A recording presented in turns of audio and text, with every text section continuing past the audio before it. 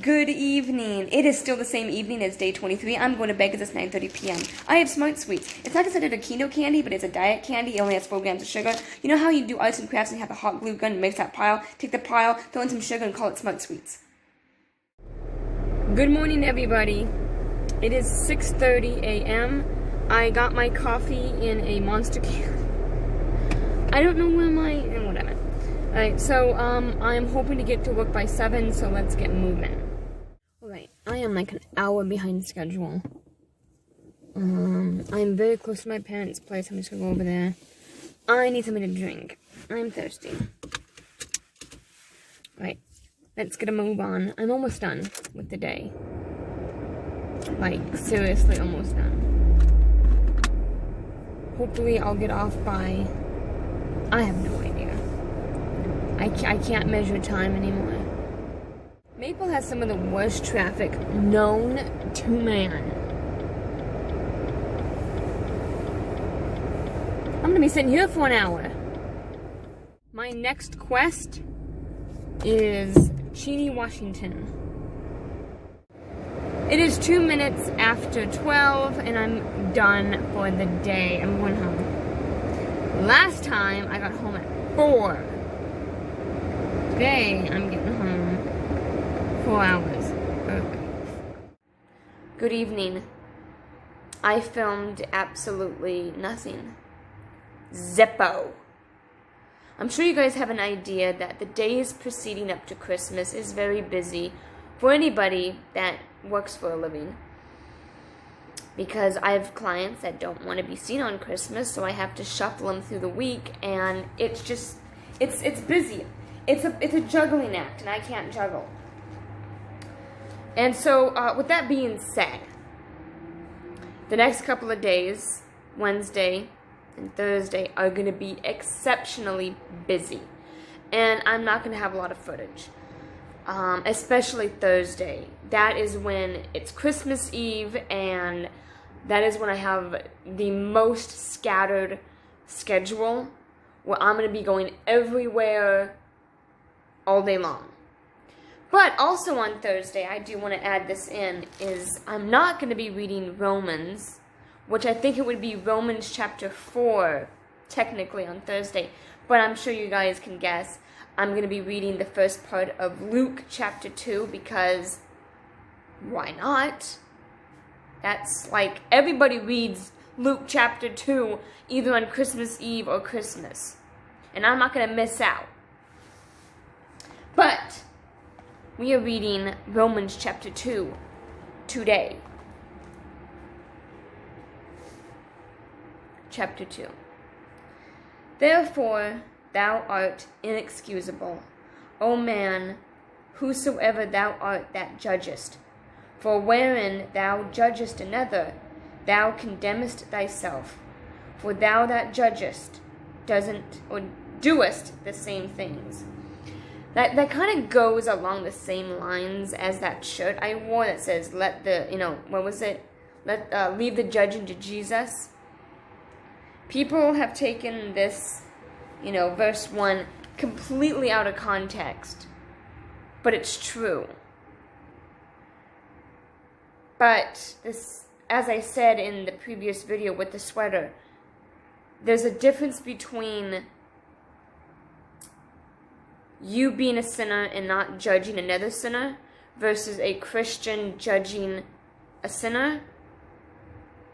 Although a Christian should never judge anybody, because this one says so. Oh, I just lost my page. Yeah, I'm getting hyped up here.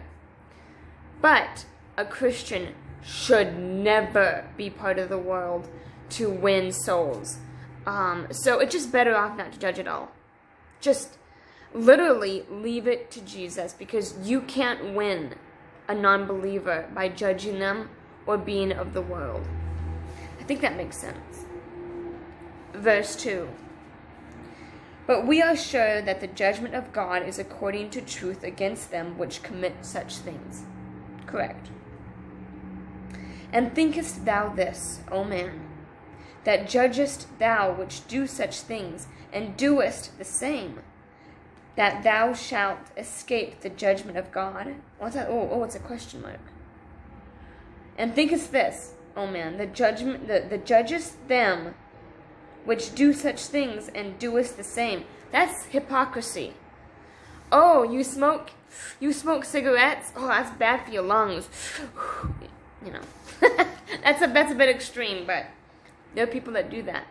I remember drinking alcohol and, calling certain people alcoholics. You're a hypocrite. And saying that, you're wrong and okay, I'm getting redundant. I already made my point. Verse 4. Or despisest thou the riches of his goodness, and forbearance, and long-suffering, not knowing that the goodness of God leadeth thee to repentance? Or despisest thou the riches of his goodness, and forbearance? I kind of get that verse. I just don't know how to explain it. I get it, but I can't explain it. But after thy hardness and it starts here, and half of it starts here, and the other half is up here. So I'm trying to do that.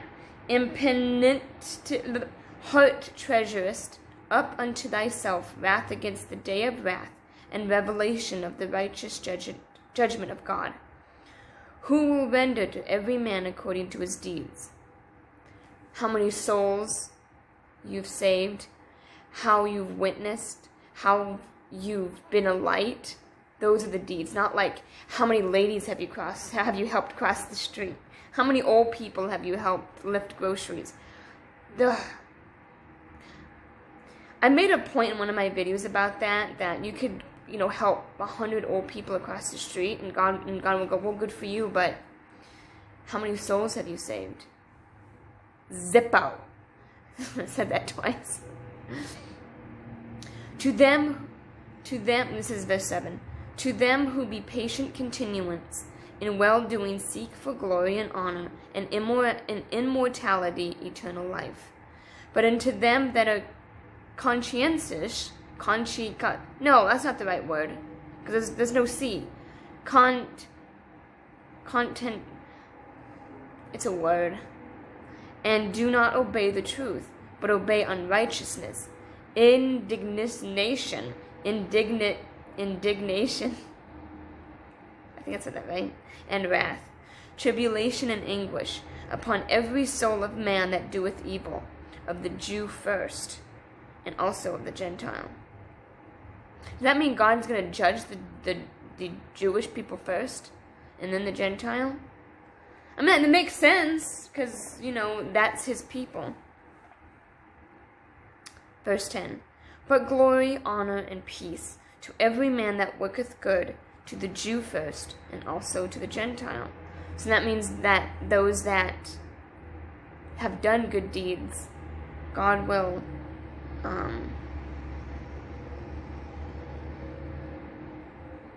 whatever. You get my point. I'm still thinking, my head's still reeling. Verse 11. For there is no respect of persons with God. For as many as have sinned without law shall also perish without law. And as many as have sinned in the law shall be judged by the law. For not the hearers of the law are just before God, but the doers of the law shall be justified. For when the Gentiles, which have not the law, do by nature the things contained in the law, these, having not the law, are a law unto themselves, which show the work of the law written in their hearts, their conscience also bearing witness, and the thoughts the mean, whilst accusing one another. In the day when God shall judge the secrets of men by Jesus Christ according to my gospel. Ooh. That kind of makes me feel uncomfortable, because I have a lot of secrets that no one knows about, and God is going to judge the secrets. I mean, I don't know if he will judge my secrets since I'm saved, because I'm a sinner. I mean, I have thoughts, I think everybody has thoughts and secrets, but to think that God is not gonna let you get away with anything, even what you think in your mind, or like what you do when no one's around, God's gonna go, like, why were you, watching this when you could have been out, outside when that pastor walked by who was sharing the gospel? It's a far stretch, but you never know. At that moment, someone was walking by that could have got that person saved, but they were busy watching something, or doing something inappropriate, thinking something inappropriate, thinking vile things, thinking about murdering their next door neighbor, or just anything. God works in mysterious ways. Okay, but yeah, that's like, it kind of makes me feel like, just uncomfortable, which we should feel uncomfortable. Like God knows everything. He already knows what we think. Like, I have thought of some dumb things in my days. I'm thinking, man, he knows. He knows. All right. Verse 17. Behold, thou art called a Jew, and retest in the law, and makest thy boast of God, and knowest his will, and approvest the things that are more excellent, being instructed out of the law. And art confident that thou thyself art a guide of the blind, a light of them which are in darkness. And art confident that thou thyself art a guide of the blind, a light of them which are in darkness. Kind of reminds me of, when Jesus healed the blind man. It's like, as us Christians, we are leading the blind to Jesus to be, so he could touch their eyes and they could see again. Like, that's our jobs. Like, that is what we are. Like, once we became Christians, like, automatically our brains know what to do. Like, we have that conscience, and we know it's God speaking. But it's funny how, I won't say our mind, but our soul, that's what our soul craves, to find the blind and bring him to God so they can see. It's kind of like the pool. When that was the blind man who sat by the pool for 7 years, and every time he would try to get over there, he couldn't find it, and Jesus came up to him, and touched his eyeballs. Verse 20. An instructor of the foolish, a teacher of babes, which hast the form of knowledge and of the truth in the law. Thou therefore which teachest another, teachest thou not thyself? Thou that preachest a man should not steal, dost thou steal? No, you shouldn't steal. And you shouldn't, you should not teach someone, you should not tell someone to not drink, and yet you drink yourself. There's that point again. Verse 22. Thou that sayest a man should not commit adultery, dost thou commit adultery? Thou that abhorrest idols, dost thou commit sacrilege? I think that these might be more facetious questions, because I think that everybody has idols. That the boob tube behind me, that is my idol. Those albums on the wall, those are my idols. Alcohol was my idol. But adultery, obviously he's kind of bringing up some of the 10 Commandments. Like, none of us should ever break the 10 Commandments. But we're human, and I remember stealing alcohol when I was 17, because, I couldn't get alcohol until I was 21, so I stole it. And boy, did it burn a hole in my soul. I was like, ugh. But, the Lord forgave me for that. But what was my point? Oh, yeah. I just think that this might be more facetious, because I don't think that anybody but Jesus himself would never break the 10 Commandments, even the slightest. But it's something to look at and realize if you want to lead someone, don't be a hypocrite. We are at 23. Thou that makest thy boast of the law, through breaking the law, dishonorest thou God? Yeah. Kind of bringing back the alcohol. It's the only thing that I can relate to, that I can say that I myself can understand. It's like saying, don't drink alcohol. Alcohol is bad, and I have a bottle in my hand, Like, it's insane to think about, but it's true with everything, with sacrilege, with idols, with adultery, with stealing, Thou that makest thou boast the law. And then my foot's asleep. I was sitting on it. With my 4-ton body. Okay. Verse 24. For the name of God is blasphemed among the Gentiles through you, as it is written. For circumcision verily profiteth, if thou keep the law. But if thou be a breaker of the law, thy circumcision is made uncircumcision. I know that's not literal, like, I don't know, like, take a piece of tape. Alright, well, you know what? Sorry. I kind of get it, though.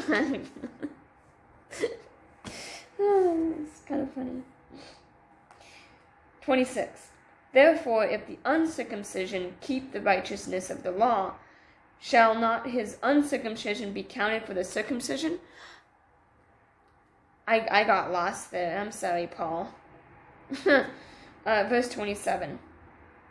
And shall not uncircumcision, which is by nature? By nature? I'm getting lost. I'm sorry, Paul.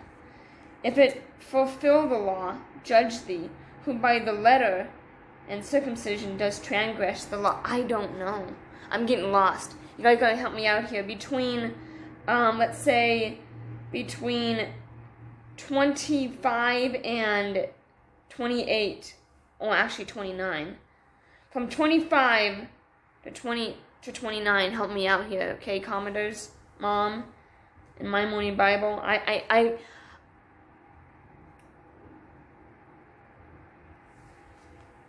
Verse 28.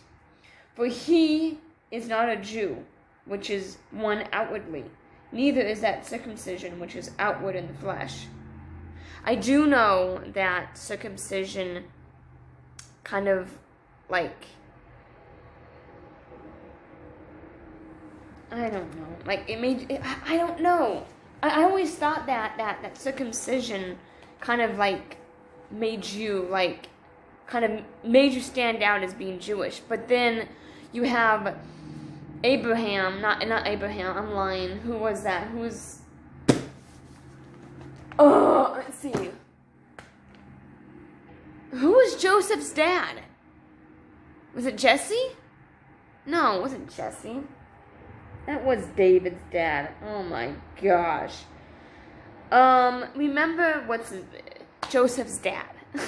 Remember when, like, there was that kingdom? Was it Joseph? Maybe it wasn't Joseph. Maybe I'm getting myself confused here, but you'll help me out here. There was that kingdom, and then that father was like, hey, you guys need to be circumcised in order to be followers of Christ, or not followers of Christ, because Christ wasn't around, followers of God. And it was the same kingdom where the sister was raped by one of the men, and then the brothers. It had to be Joseph's brothers. Yeah, it was Joseph's brothers, and they just wiped out the kingdom when they were all, like, kind of like waking up from anesthesia.